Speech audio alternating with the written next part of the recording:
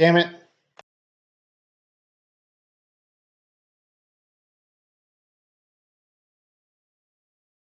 Hey everybody, welcome back to Zippy Industries. Today we are finally going to build a proper stand for our Eastwood Elite English Wheel. I have it on this wooden stand. This was supposed to be temporary and it has become more than temporary, but it is not sturdy. So yeah, we're going to make something better.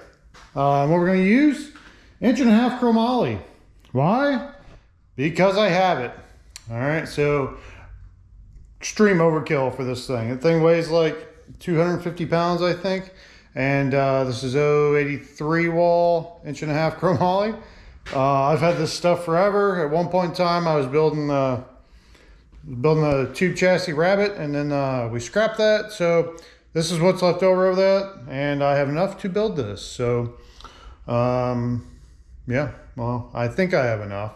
I do have some 1.5" 120 wall if we run out of this, but my measurements, I think I'm pretty spot on. Anyway, let's here I do a little trig here to get my measurements. All right, so overall, once we're done with it, the wheel will be at 60 inches. All right, so it'll be about 8 inches higher roughly, which puts it pretty much at eye level so I can see what's going on. I don't have to bend over all the time. So one other thing I do want to do is make an extension for this guy too. I want to take this wheel off and put a rod down to where I can hit it with my foot and tighten it. Right, so when I'm wheeling, I don't have to keep reaching down and doing this. So, well, which it looks like this bolts on, so that should be pretty easy to finagle. So we'll do the stand first, and then we'll do that. So let's get to it.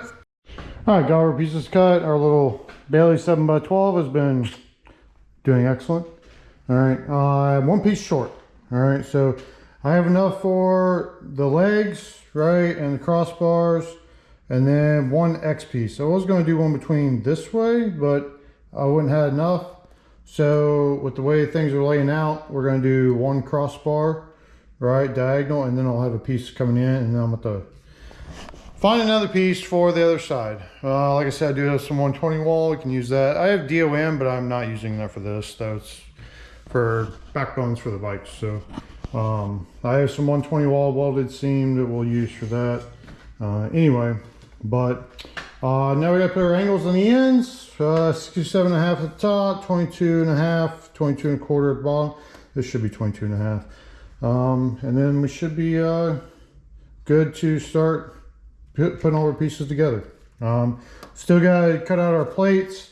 We'll probably do, I think this is like 3/16. So we'll probably do a 1/4 inch plate because that's what we do. And that's what we have. It's back there hiding.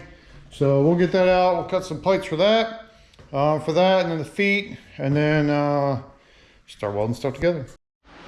All right, so we got our plates here cut for the uprights. I still need to cut some for the wheels. All right, these little big guys. All right, hopefully this holds up, doesn't cause a problem. But these are cut out a 1/4 inch here, so I need to cut some more of those. Got our Bailey saw on the vertical position, right, our 7x12 bandsaw. But I do have this up at 22.5-ish, according to the little scale. My angle finder is dead, so yeah, that's what we're gonna go with. It's zippy enough, so I'm gonna cut all 4 of these at the bottom, 22.5, and then but first we're gonna cut these little feet, and then I'll put this back down, and then we'll finish cutting it. So let's get to it. Got our 22.5 first cut. I forgot I had that thing wide open for when I dropped it down. And yeah, I'm probably gonna need a new blade. Anyway, gotta do our other end, 67.5. The problem is this thing only goes to 45. All right, so we're probably gonna get a little inventive here. It does go a little past, right? This is the guy here, but I think we can clock it, and then we'll just clamp these where we need to be. Problem is, like I said, my angle finder is dead. So, might have to go get some batteries for that, but let's figure it out. All right, so got 2 of these cut. So this one I'd started and I didn't have my set quite right. So I got halfway through and then I had to finish it on the Milwaukee. This one was done completely on our Bailey. So this is what we have going on. This is a 77 degree because I did my math wrong. Yeah, I did 20 on this when I did my calculations instead of 10. So my angles were off. And actually this is longer than it needs to be, which we'll deal with that later. But these are 77 degrees and 13 degrees. Yeah. Double check your work. All right, so anyway, this is what we have. This is about as far as we can go on this machine, to be honest, which I don't know why you want to go any further, but everything barely clears. We're just going to take it easy and then keep an eye on it. So let's get cutting.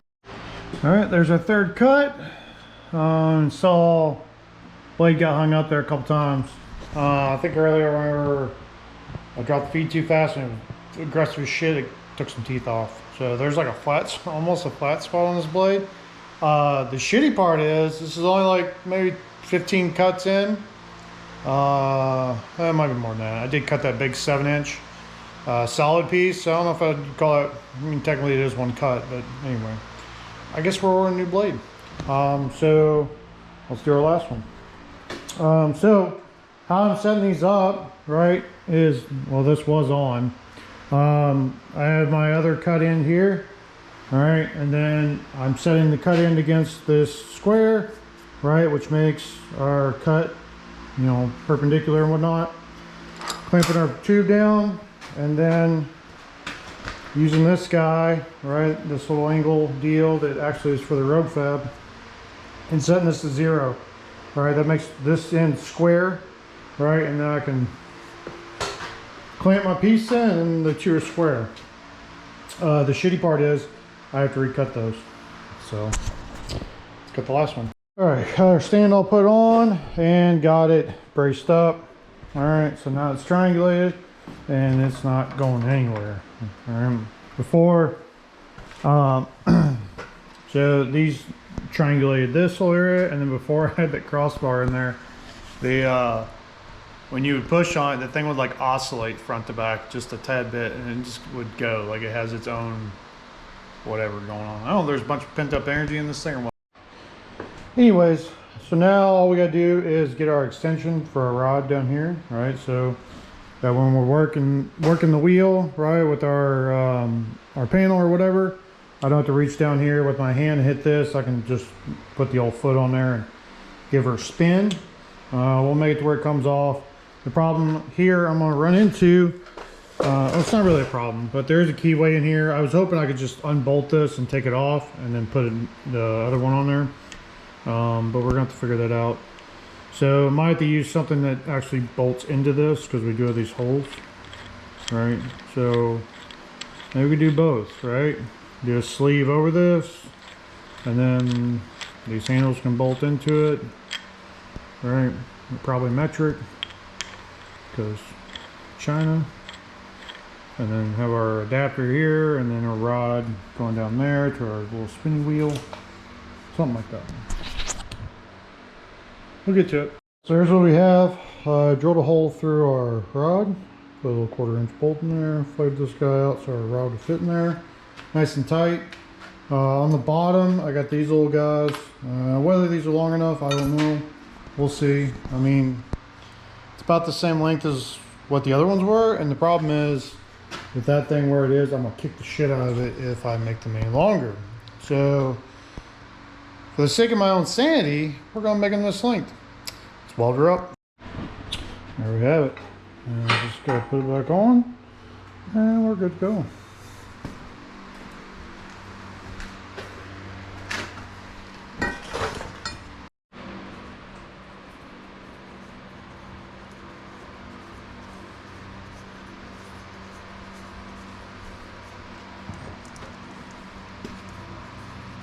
Yeah, a little further.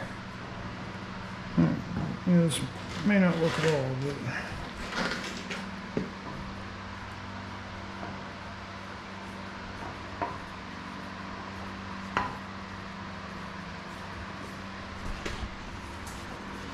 think there might be too much play in our screw.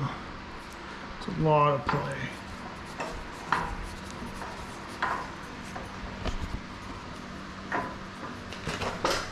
So about there.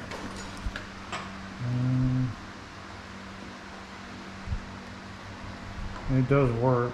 I gotta put my foot on two of them. If I try to do one, there's too much play in the screw, and it binds up. So it will work.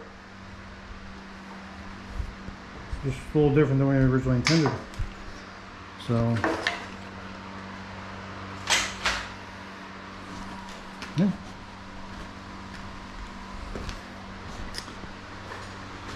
Well, we got our fender here for the shovel, so that's gonna be our next project. Again, that'll be attempt number 3 at a fender for that bike. Hopefully we can get one this time and move on. So anyway, that's gonna do it for this project. If y'all like it, let me know. If you don't, that's cool too. Let me know. Constructive criticism is always good. Even if you hate it, that's fine too, as long as you watch it. Take care, everybody. We'll see you soon.